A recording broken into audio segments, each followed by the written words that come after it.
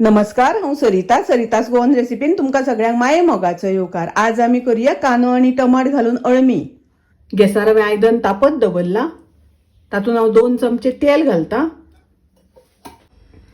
तेल तापले तशें तातूंत हांव 2 कांदे बारीक शिनून घालता। कांदो बरो तळसून घेवया। 1 चमचो घालता आले लसणीची पेस्ट। आले लसणीची पेस्ट घालून तळसून घेवया। 1 टमाट बारीक कापून घालता। टोमॅटो आमकां बरो तळसून घेवपाक जाय, शिजोवन घेवपाक जाय। टमाट आमकां बरें शिजोवन घेवपाक जाय।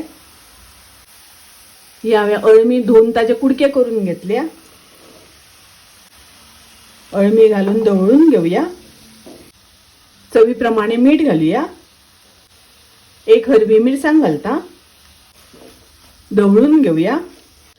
हाजेर झाकण घालून लो गॅसाचेर अळमी शिजोवन घेवया। पळोवया अळमी शिजल्या जाल्यार। पळयात अळम्यांतले उदक सगळें सुटला। पाव चमचो घालता हळदीची पावडर, अर्धो चमचो घालता कोथमिरेची पावडर, अर्धो चमचो घालता मिरचीची पावडर। मिरचीची पावडर घालता आसतना तुमकां जितले तिखट जाय त्या प्रमाणे घालात। मिक्स करून घेवया। ओली कोथमीर घालता, ढवळून घेवया। पळयात सामकी रुचीक सुकी अळमी तयार आसा।